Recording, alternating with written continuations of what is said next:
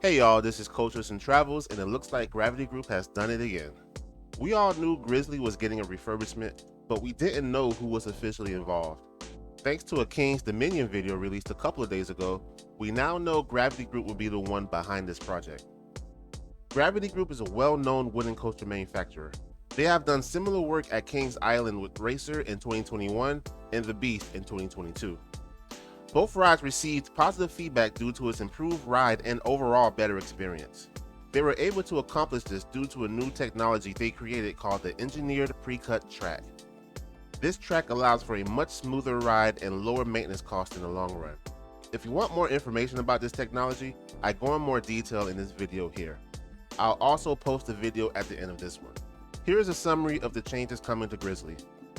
The first drop will be reprofiled to be a steeper, longer drop, very similar to how they redone the Beast first drop. The original angle of descent was 45 degrees and they're changing it to 55 degrees. The drop itself will be extended to be closer to the ground. These changes will give the coaster more speed going down and more airtime. There's also going to be extra supports located over the valley of the first drop. This will add a thrilling head chopper moment as you dive under the structure. The hill after the first turnaround will be lowered a couple of feet, allowing for a greater airtime moment. Lots of the layout is getting a retrack starting from after the first turnaround.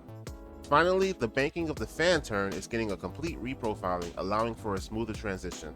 With all of these changes, Grizzly will be in the best shape it's been since it opened in 1982. There's no opening date, but we can presume Grizzly will be ready sometime this year. And that's the end of this video. If you're still here, post in the comments what is your favorite Gravity Group coaster. Thanks for watching and take care.